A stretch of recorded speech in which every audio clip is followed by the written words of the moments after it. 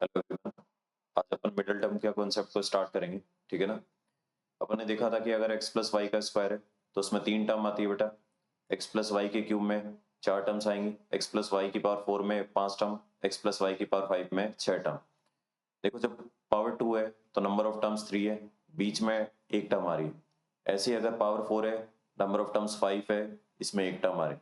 इसका मतलब ये हो गया कि अगर पावर x प्लस वाई की पावर n, इसमें अगर देखें n इवन है तो नंबर ऑफ टर्म्स जो होंगी ना बेटा ओड होंगी, क्योंकि n प्लस वन होता है। तो इसमें मिडल टर्म एक आएगी। ठीक है ना। Middle term will be only one, will be only one. ठीक है ना। एक ही मिडल टर्म होगी इसमें। लेकिन अगर बात करें n ओड हो जाए, जैसे यहाँ पे एग्जांपल है कि पावर 3 में देखो number of terms even I तो बीच में 2 टर्म्स आ गई, इसका मतलब मिडल टर्म्स 2 हो गई बेटा। अगर देखो पावर 5 ओड है, नंबर ऑफ टर्म्स इवन हो गई तो बीच में नंबर ऑफ टर्म्स कितनी हो गई, 2 आ गई बेटा। तो इसका मतलब ये हो गया कि अगर ओड है तो middle term will be 2, middle term will be 2 in number, will be 2 in number. ठीक है ना। ये 2 होंगी मिडल टर्म। अब इन मिडल टर्म को निकालने का डायरेक्टली फॉर्मूला क्या होगा। देखो अपन को पता है कि कोई भी टर्म लिखते हैं तो टी आर प्लस वन, तो इसमें अपन ये आर लिखना चाहेंगे। अब देखो अगर पावर 2 था तो अगर मैं इस 2 को 2 से डिवाइड कर दूं, क्योंकि मिडिल टर्म निकालना है तो बीच के लिए तो डिवाइड करते हैं 2 से, तो 1 आया। तो देखो आर की जगह अगर 1 रखूंगा तो T2 बनेगा, तो देख लो T2 सही आ रहा है। ऐसे ही अगर इसकी बात करूं पावर 4, 4 को 2 से डिवाइड किया 2 आया, तो यहाँ पे आर की वैल्यू 2 रखूंगा तो क्या आएगा T3, देख लो तीसरी टर्म है। लेकिन अगर बात यह है कि अगर ओड हो गया तो ओड को तो 2 से डिवाइड नहीं कर सकता, तो इसके लिए हमें पता है या तो 1 2 इसमें से 1 सब्ट्रैक्ट करके 2 से डिवाइड कर दो, या फिर इसमें 1 ऐड करके 2 से डिवाइड करो। देखो ये नंबर 1 आ जाएगा, ये नंबर 2। इसका मतलब आर की वैल्यू या तो 1 हो सकती है या 2। सही बात है, T2 या T3 क्रिएट कर रहा है ये, देख सकते हो T2 और T3 आ गए। तो यहाँ से अपन फॉर्मूला बना सकते हैं कि यहाँ पे जो टी आर प्लस वन है ना, इसमें जो आर होगा बेटा ये n/2 हो जाएगा डायरेक्टली, अगर n की वैल्यू इवन है, क्योंकि इवन नंबर में 2 से डिवाइड कर सकते हैं। लेकिन अगर इवन नहीं हुआ, ओड हुआ, तो या तो अपन उसमें से पहले 1 सब्ट्रैक्ट करेंगे फिर 2 से डिवाइड करेंगे, या फिर उसमें 1 ऐड करेंगे और 2 से, तो यहाँ से 2 वैल्यूज क्रिएट हो जाएंगे। तो देख सकते हो बेटा सिंपल क्वेश्चन है, डायरेक्टली फॉर्मूला बेस्ड है मिडिल टर्म, कुछ खास बात नहीं। जैसे एग्जाम्पल कंसिडर कर लूँ, ठीक है ना, कि 1 प्लस एक्स की पावर 20, इसमें मिडल टर्म निकालना है। तो अपन को पता है कि जो मिडल टर्म होगी बेटा उस इसमें कितनी होंगी, एक ही मिडल टर्म होंगी। ठीक है ना।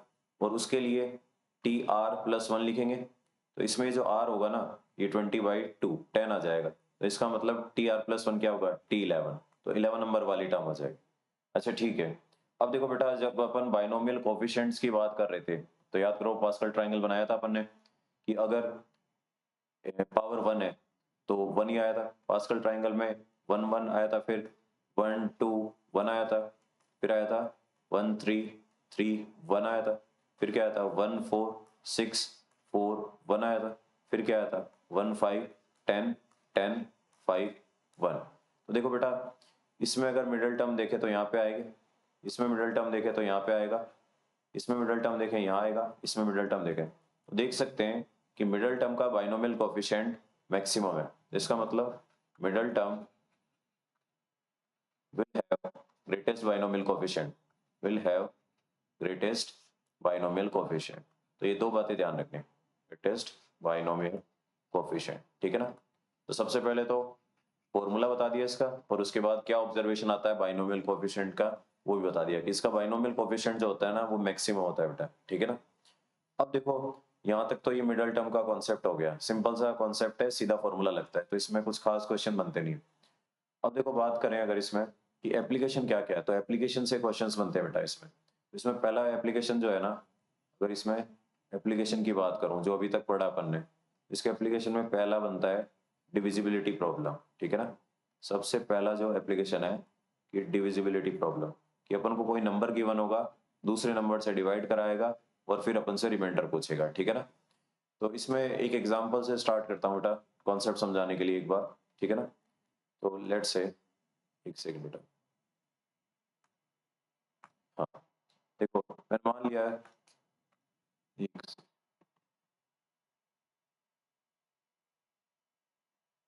एक सेकंड बेटा,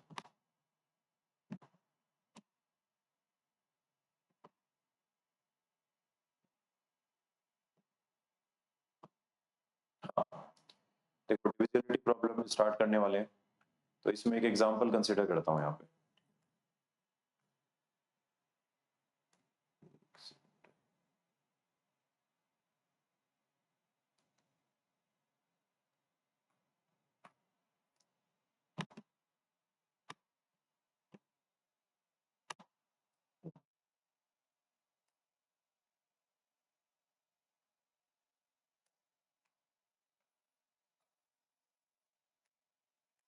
एक सेकंड बताइए।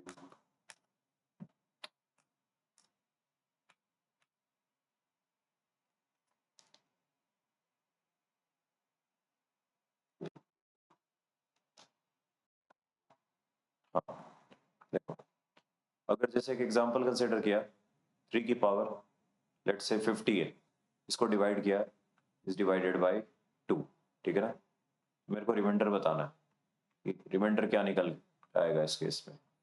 तो सबसे पहले अपन क्या करेंगे, 3 को रिलेट करेंगे 2 से।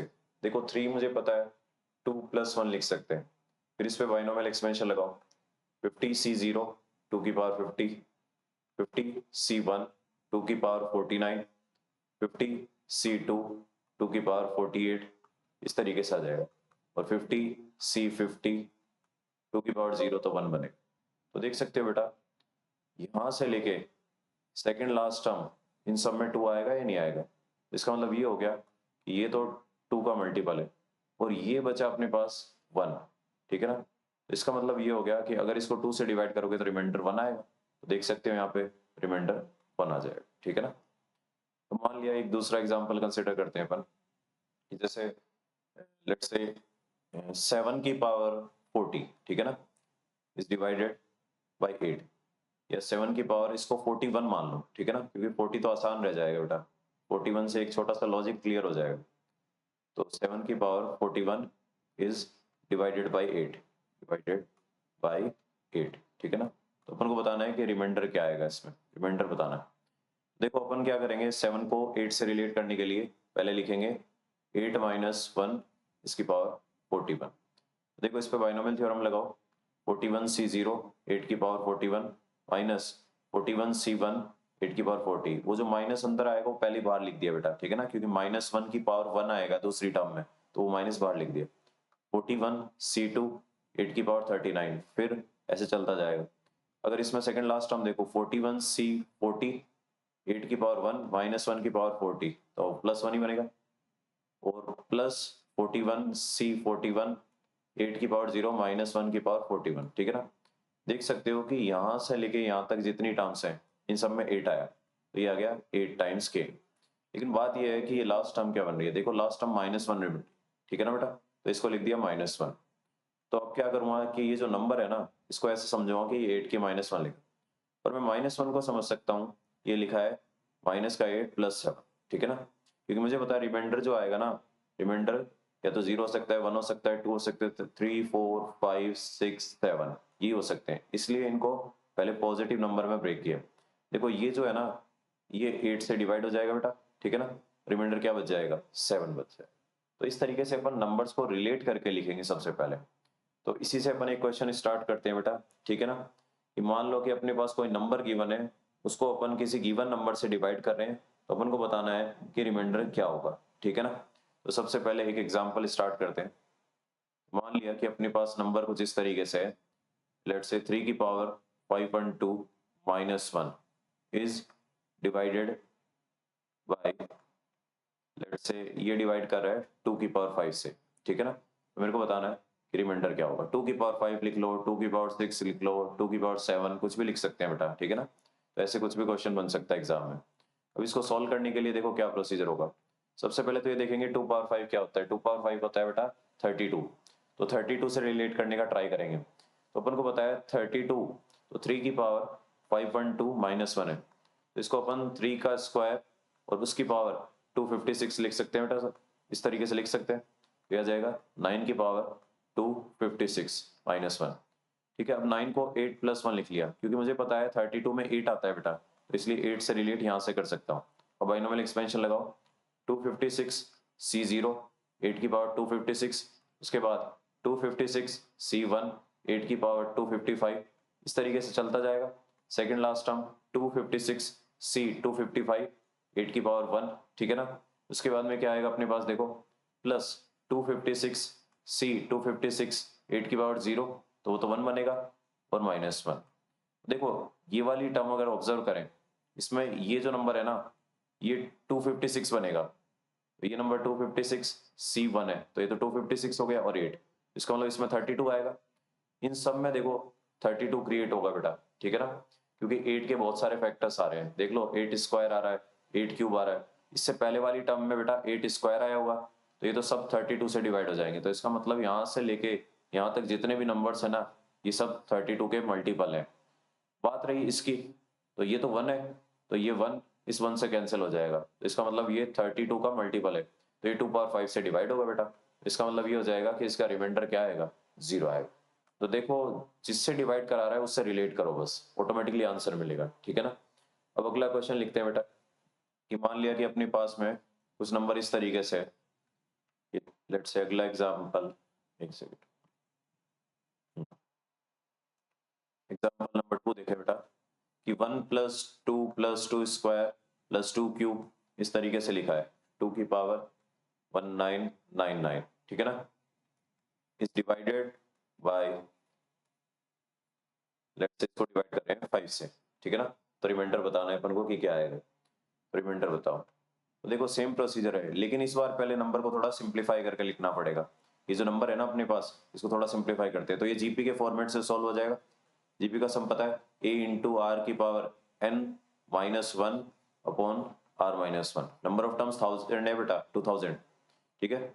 तो 2 की पावर 2000 -1, अब देखो इसको लिख सकते हैं 4 की पावर 1000 -1, 5 को लिख लिया 5 -1 की पावर 1000 -1, इस पे बाइनोमियल एक्सपेंशन लगाओ, 1000 C0 5 की पावर 1000 माइनस 1000 C1 5 की पावर 999, उसके बाद 1000 C2 5 की पावर 998, इस तरीके से आ जाएगा बेटा। फिर लास्ट में जो टर्म आएगी, सेकंड लास्ट टर्म लिखो, 1000 C999 5 की पावर 1 -1 की पावर 999, फिर लास्ट में 1000 C1000 5 की पावर 0 -1 की पावर 1000 और एक -1। तो देख सकते हैं बेटा कि यहां से लेके अगर यहां तक जितनी भी टर्म्स हैं इनको देखो, ठीक है ना, ये जितनी भी टर्म्स लिखी है मेरे पास में, एक सेकंड बेटा, ये जितनी भी टर्म्स हैं यहां से लेके यहां तक, ठीक है ना, इन सब टर्म्स की बात करूं ना, ये सारी की सारी टर्म्स किससे डिवाइड हो रही है, 5 से डिवाइड हो रही है, ठीक है ना। तो इसका मतलब ये हो गया कि ये तो रिमाइंडर देगा नहीं। अब बात रही इसकी, ये 1 है, ठीक है, ये 1 हो गया और ये भी 1 हो गया, तो 1 - 1 0, तो ये सारे के सारे 5 के मल्टीपल हो गए, तो रिमाइंडर क्या हो जाएगा बेटा, 0 हो जाएगा। तो इस तरीके से भी ये क्वेश्चन बन सकता है, ठीक है ना। अब देखो और क्या क्वेश्चन की वैरायटी हो सकती है इसमें, कि मान लिया कि अपने पास दो नंबर्स हो बेटा, ठीक है ना। अगला एग्जांपल कंसिडर करते हैं इसमें, एक सेकंड,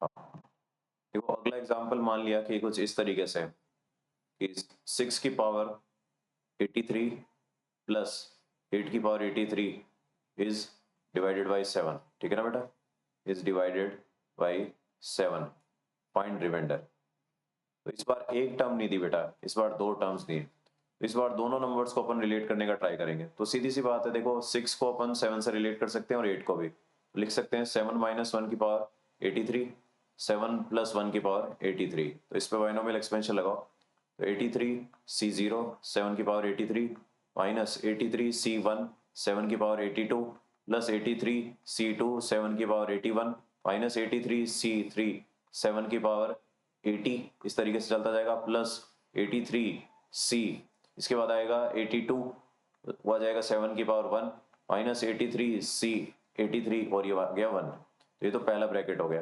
प्लस दूसरे ब्रैकेट में देखो क्या आएगा, 83 C0 7 की पावर 83 प्लस 83 C1 7 की पावर 82, उसके बाद में 83 C2 7 की पावर 81, इस तरीके से चलता जाएगा बेटा, प्लस 83 C82 7 प्लस 83 C83, ये आ गया। अब दोनों को ऐड करो बेटा, देखो ये नंबर कैंसिल आ जाएगा, ये कैंसिल होगा, ये कैंसिल हो गए, तो 2 टाइम्स जो बचा उसमें 7 कॉमन आ रहा है, देखो 83 C0 7 की पावर 83, 83 C2 7 की पावर 81, और ऐसे ही अपने पास आएगा 83, C 82, 7 की पावर 1, ये आ जाएगा बेटा। तो इसका मतलब ये हो गया कि ये जो नंबर है ना 7 का मल्टीपल है, तो अगर 7 का मल्टीपल है तो रिमाइंडर 0 हो जाएगा। तो इस तरीके से अपन क्वेश्चन को सॉल्व कर सकते, ठीक है ना। तो रिमाइंडर अपने पास 0 आ जाए। तो बेटा ये डिविजिबिलिटी वाला फॉर्मेट है।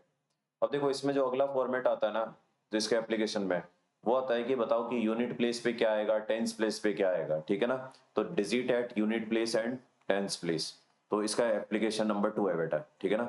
एप्लीकेशन नंबर 2 कि डिजिट एट यूनिट प्लेस, ठीक है ना, टेंस प्लेस और 100 प्लेस, ये भी आ सकता है, ठीक है ना, या फिर 100 प्लेस।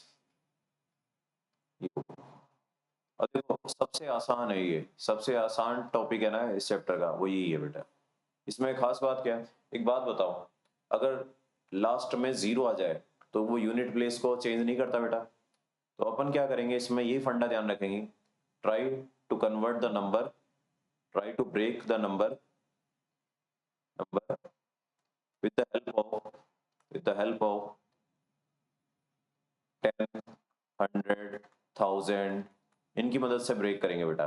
क्योंकि इनमें क्या होगा, जब बाइनोमियल एक्सपेंशन लगेगा ना तो 10 की पावर्स आएंगी बेटा, तो वो तो 0 क्रिएट करेगा लास्ट में।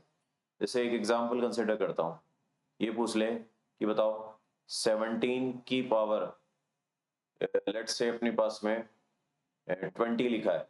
चलो 17 से पहले अपन बेटा एक सिंपल फॉर्मेट स्टार्ट करेंगे, 17 पे तो बाद में आएंगे, इससे पहले एक सिंपल फॉर्मेट स्टार्ट करते हैं। लेट्स से मेरे पास लिखा है 9 की पावर 50, ये बताना है, ठीक है ना, कि 9 की पावर 50 के यूनिट प्लेस में बताओ, ये यूनिट प्लेस क्या आएगा यहाँ इसमें, ठीक है ना। तो सबसे पहले क्या करो, इसको 10 से रिलेट करो। तो 9 को लिख सकते हो बेटा 10 माइनस 1 और इसकी पावर 50। अब इस पर लगाओ बाइनोमियल एक्सपेंशन, क्या बनेगा 50c 0 10 की पावर 50 माइनस 50c 1 10 की पावर 49, इस तरीके से चलता जाएगा। तो ये आएगा 50c 50 और ये 1। तो देख लो बेटा यहाँ से लेके यहाँ तक जितने भी नंबर है ना, इन सब में 10 मल्टीपल है, इसका मतलब ये 10 के आएंगे, मतलब ऐसा नंबर जनरेट होगा जिसमें लास्ट में 0 आएगा, ठीक है ना। पहले क्या उससे हमें कोई मतलब नहीं, और उसमें फिर ये 1 ऐड होगा। तो खुद सोचो जब इसमें 1 ऐड करेंगे तो ये दोनों ऐड होके एक ऐसा नंबर बनाएगा जिसके यूनिट प्लेस में 1 आएगा। तो इस तरीके से अपन बता सकते हैं, ठीक है ना। अब मान लेते हैं कि इसी क्वेश्चन में थोड़ा चेंज किया है। अब अगले फॉर्मेट पे आते हैं बेटा, कि मान लिया कि इस बार 2 डिजिट का कोई नंबर उठाते हैं। लेट से अपने पास में 12 की पावर 50, ठीक है ना। इसमें बताना है कि digit at unit place, digit at unit place क्या आएगा। तो 1 बाय 1 प्रोसीड करेंगे बेटा कि क्या क्या वैरायटी बन सकती है इसमें, ठीक है ना। तो डिजिट एट यूनिट प्लेस बताना है इसमें। तो अब एक काम करो, सबसे पहले तो इसको ब्रेक करो।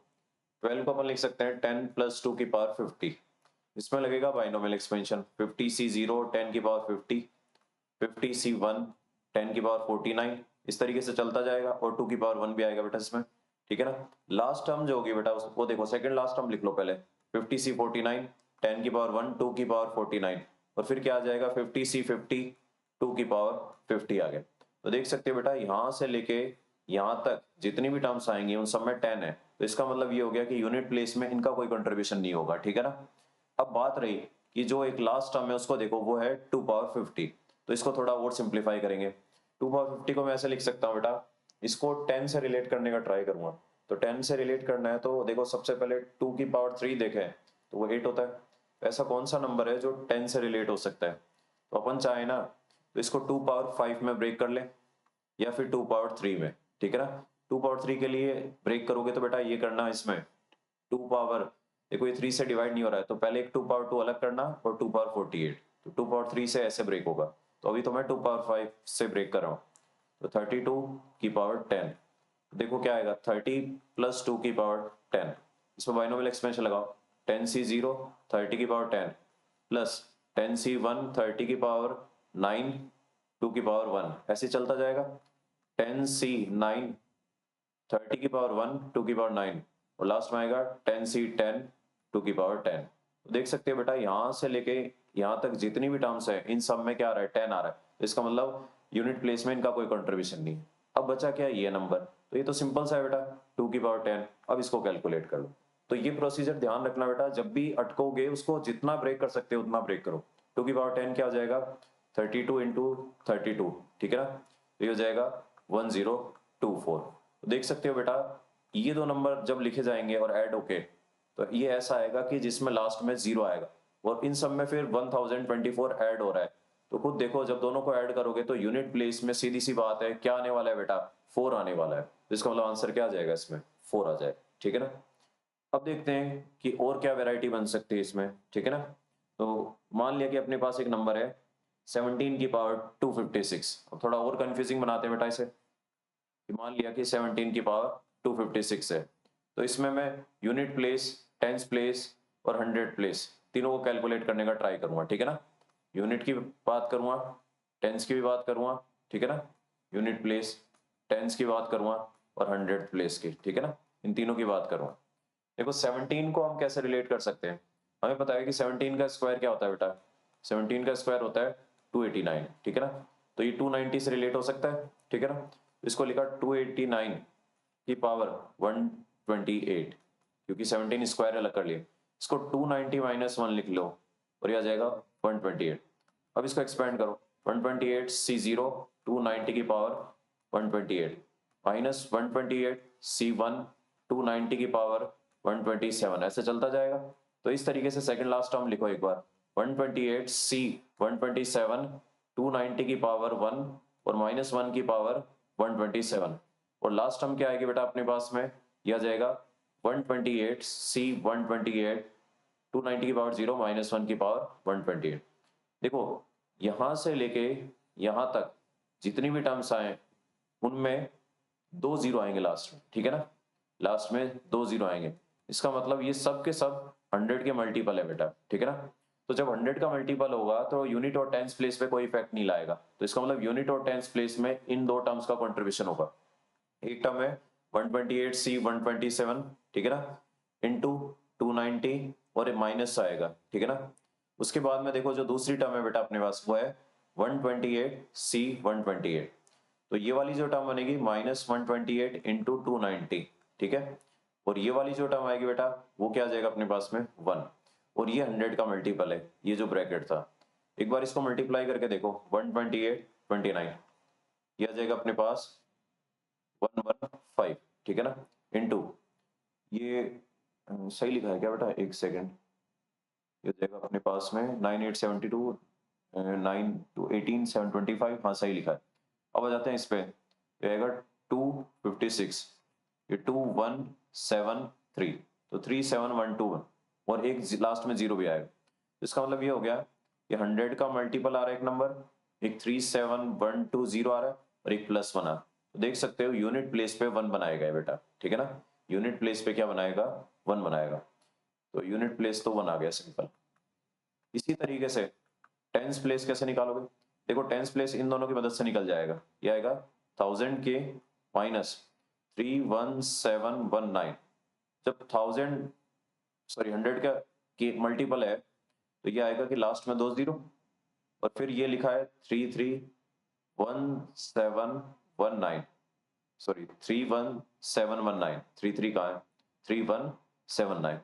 तो जब देखो यहाँ पे 3179 है ना 31719 तो जब इनको अपन ऐड करेंगे तो ये पॉजिटिव नंबर ये नेगेटिव नंबर तो कुल मिला के सब्ट्रैक्ट ही हो रहा है।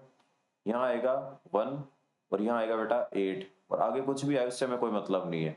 इसका मतलब टेंस प्लेस पे 8 आ जाएगा। तो इसी लॉजिक से बेटा मैं 100 प्लेस लिख सकता हूँ। तो 100 प्लेस के लिए मुझे 3 टर्म्स तक लिखना पड़ेगा। जैसे 2 टर्म्स तक लिखा ना टेंस प्लेस में तो 100 प्लेस में मैं 3 टर्म्स तक कंसिडर कर दूँ। ठीक है ना। तो इस तरीके से ही प्रोसीड करना है। तो देख सकते हो बेटा ये भी सबसे सिंपल कॉन्सेप्ट में आ रहा है क्योंकि इसमें कुछ नहीं करना, बस ब्रेक करना है 10 की मदद से, 100 की मदद से, 1000 की मदद से। ठीक है ना। तो ये ध्यान रख सकते हैं अपन। इस तरीके से बहुत सारे क्वेश्चन बनते हैं बेटा। अब इसमें नेक्स्ट लेक्चर में अपन ग्रेटेस्ट इंटीजर और इसमें एक टॉपिक रहता है न्यूमेरिकली ग्रेटेस्ट टर्म।